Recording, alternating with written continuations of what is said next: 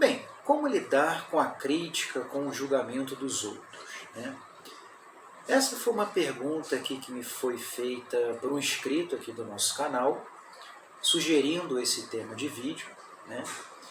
E a primeira coisa que me ocorreu, né, quando eu vi essa sugestão de vídeo, é que essa seria a pergunta de $1 milhão para quem tem fobia social, né?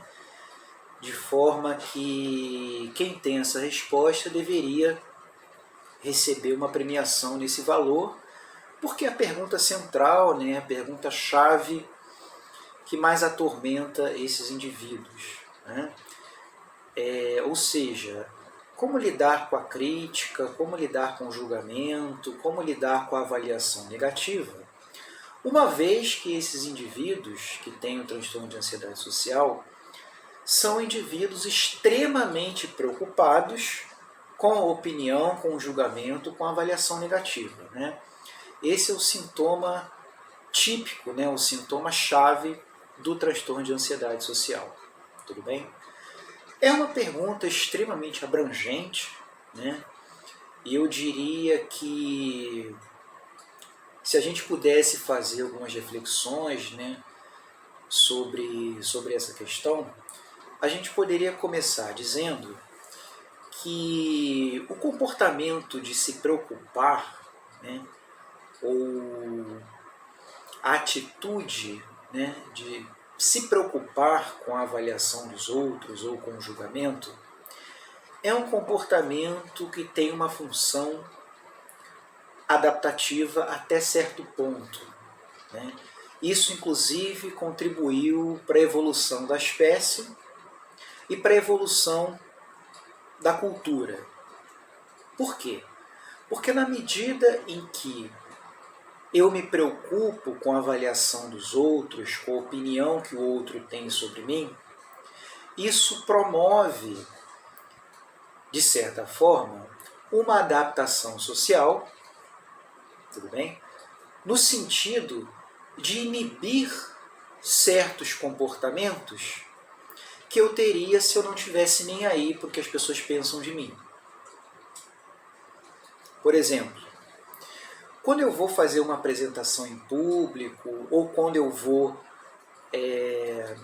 me deparo com uma situação de flerte ou uma situação de paquera, o comportamento de eu me preocupar com o que o meu interlocutor ou a audiência vai pensar é um comportamento adaptativo. Por quê? Porque faz com que, de certa maneira, eu me comporte de uma forma socialmente adequada ou socialmente aceitável diante daquela condição. Certo? Numa situação de falar em público, ou de dar um discurso, por exemplo, é importante que eu me preocupe com o julgamento, com a avaliação das pessoas que vão me ouvir. Por quê? Porque isso vai fazer com que eu me dedique mais, com que eu estude, com que eu tome cuidado ao apresentar. Enfim, no final das contas, vai fazer com que meu desempenho ele fique mais efetivo, né? No sentido de eu fazer um bom discurso, ou fazer uma boa palestra, do que simplesmente eu não estar nem aí para o que as pessoas vão pensar e o meu comportamento, de certa forma, ser um comportamento negligente, desleixado, não transmitir um conteúdo de qualidade e assim por diante, né? Na situação de paquera, a mesma coisa. Se você vai para um encontro amoroso com uma pessoa que você conheceu a primeira vez e você não se preocupa em agradar, não se preocupa em relação à impressão ou opinião que você vai gerar na outra pessoa, provavelmente você vai ter um comportamento desleixado, não cuidadoso, né? Então, nesse sentido, a preocupação e a ansiedade social são adaptativas, né? Mas por que eu coloquei que a preocupação e a ansiedade ela é adaptativa até certo ponto. Porque na medida em que eu começo a me preocupar demais com o que o outro vai pensar, com o julgamento do outro, eu começo a agir simplesmente e puramente em função do que o outro vai pensar, né? Então, metaforicamente, a gente poderia dizer que quando eu começo a agir dessa forma, eu fico refém, eu fico escravo do que os outros vão achar de mim.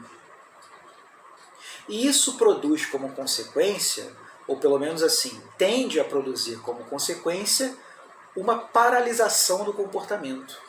Ou seja, a pessoa não faz o que ela tem vontade, não faz o que ela gostaria de fazer, não expressa aquilo que ela pensa, sente, etc., em função de um medo, de um receio do que a outra pessoa vai achar dela. Se geralmente, gente, essas preocupações, né, com a avaliação do outro, com o julgamento, são sempre preocupações com um cunho, com um viés negativo, né? Dificilmente um indivíduo que tem fobia social, ele vai imaginar que o outro vai pensar alguma coisa positiva sobre ele, que o outro vai enxergar ou vai perceber alguma qualidade nele. Via de regra, o indivíduo com fobia social, ele tende a se preocupar sempre com o viés negativo. Então o outro vai achar que eu sou bobo, que eu sou estranho, que eu sou inadequado, incompetente, inconveniente e assim por diante. Tudo bem? Então, um primeiro aspecto a se considerar quando você vai lidar com o julgamento de outra pessoa é considerar e tomar consciência que você está numa posição centrada no outro. E que essa posição, essa posição excessivamente centrada no outro, ela é desadaptativa, né? Ela é adaptativa, como eu coloquei, até certo ponto, em qualquer situação social. Mas quando ela é excessiva, exagerada, ela se torna desadaptativa e é importante que você tome consciência disso, né? O processo de você temer, né, de você se preocupar com o que o outro vai pensar, é um processo basicamente cognitivo, né? Ou seja, é um processo de pensamento. Ou seja, um processo subjetivo em que ocorre na sua mente determinados pensamentos ansiosos ou pensamentos de preocupação a respeito de como o outro está te vendo, como o outro está te julgando, como o outro está te avaliando e assim por diante, né? Então, você tomando consciência desse processo, você está em melhores condições de atuar sobre ele, né? E aí a gente pode ir para o passo 2, né? A gente então dá esse primeiro passo de tomar consciência desse processo, que você se preocupa excessivamente com a avaliação do outro, né?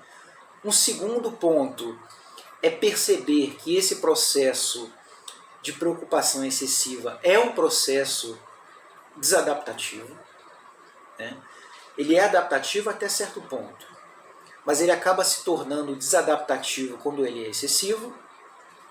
E aí você começa a concluir num nível cognitivo que, na verdade, gente, o que vocês pensam, imaginam, que os outros pensam sobre vocês, não passa de uma ilusão, né? De uma fantasia. Isso, na maioria das vezes, é o que acontece. Por quê? Quando você imagina que o outro está te observando, ou está te olhando, ou está te julgando por algum motivo qualquer, na maioria das vezes a outra pessoa não está nem percebendo o seu comportamento. Ele pode estar ali percebendo a sua presença.